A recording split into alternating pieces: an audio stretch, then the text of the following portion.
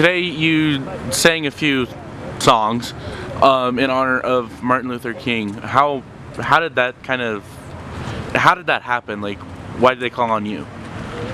Well, it happened in very short order and quite unexpectedly. I heard through my professor at CMU that Mr. David Combs was looking for some people to participate, and just so happened that my professor gave me the word, and I contacted Mr. Combs just a few days ago, and I have a lot of spiritual pieces in my repertoire, so I told him I'd be glad and honored to participate. So what do you think of the march as a whole and what it represents?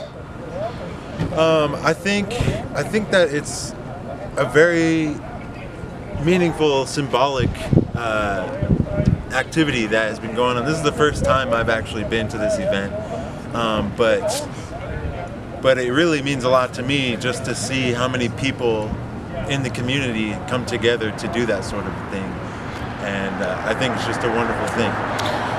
So a lot of people kind of associated this march with Black Lives Matter. What do you think of that, and what do you think of Black Lives Matter and what they represent? Well, Black Lives Matter to me is a movement that definitely is that has a lot to do with what Martin Luther King Jr.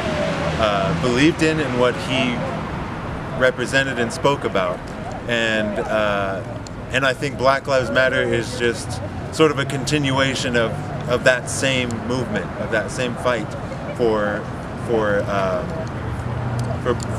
African American rights. That is true, but there are also people that see the chaos that sometimes ensues in a protest or a march, that of those who do take advantage of the situation and kind of deface the name of what people look at Black Lives Matter. Do you think that truly defaces it, or is there those that can stand above those who demean something that is a little bit better? I think in any movement, there's going to be those people that want to take a negative stance or have negative things to say about it. But I think what's important is to realize that it's all for the betterment of humankind, and in this way it's specific to those who were oppressed, in history and now, who are oppressed, who have been violated. And I think that the main principle of Black Lives Matters, we have to keep our focus on that and try to not listen to the negativity that's associated with it.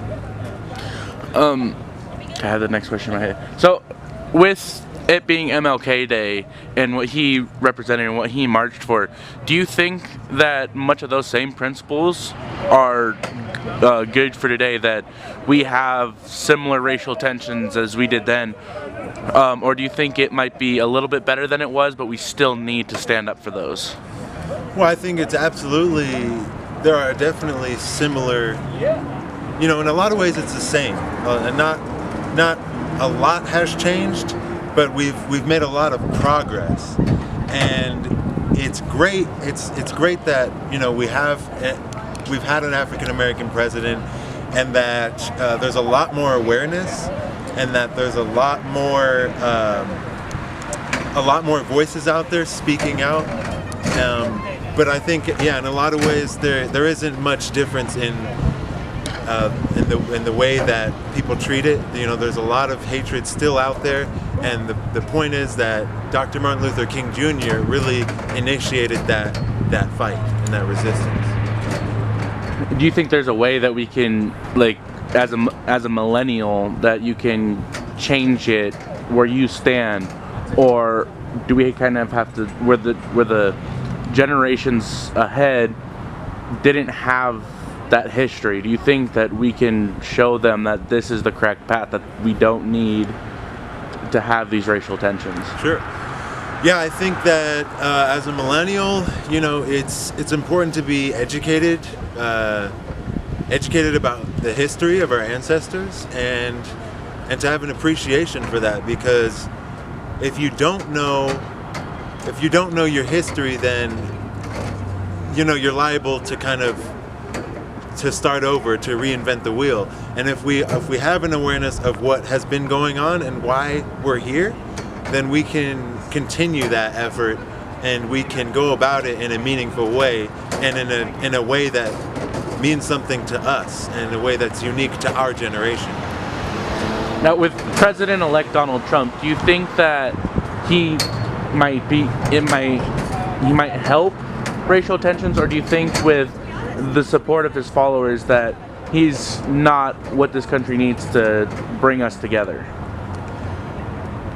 Well, in my opinion, there's no doubt that he's not helping the issues that we're facing, but at the same time, we need people like Donald Trump to bring that awareness to humanity. If we didn't have people like him that essentially wake us up to some of the problems that we're facing, then we wouldn't have any motivation or inspiration to do something about it, because the hatred always exists. No matter how many people shed light on it, it always is there. But people like Donald Trump are kind of an example of that hatred, and we need humanity as a whole to rise up and get excited about it, and to get excited about turning that around. And where this nation stands on political correctness and tensions, do you think that we're starting to move past all the things negative that happened within the last year, like the riots in Baltimore and other cities and shootings and what? Do you think that we're starting to move past that, starting to bring the conversation to have more support among the community to bring us back together? Do you think we're in a direction towards that? Slowly but surely.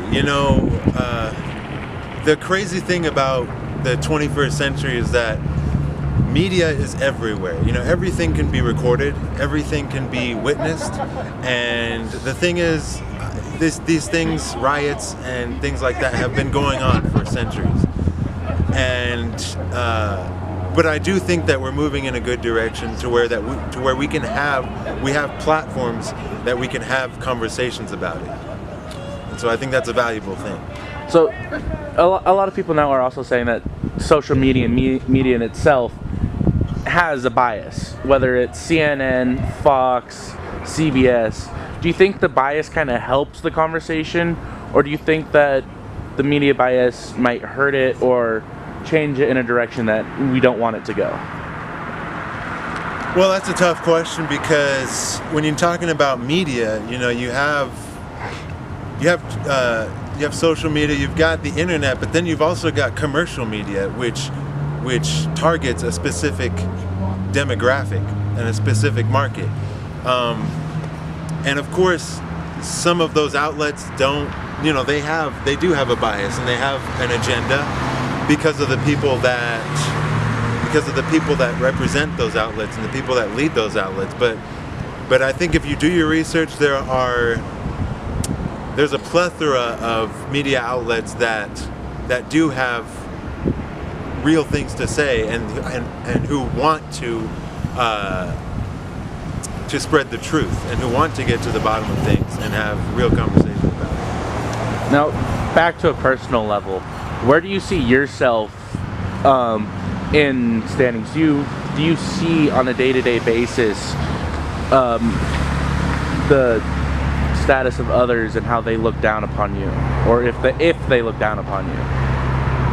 No, I don't. I have to say that I'm fortunate enough to not see that personally on a day-to-day basis, just because of the people that I surround myself with and the institutions that I'm involved with. But that's not to say that I haven't, at one point or another, experienced it on a personal level. And I think it's just something that I recognize as a reality, and I try not to get torn down by it, and I just try to be the best person that I can be. All right, and Definitely. Thank you for your time, Absolutely. Tyler.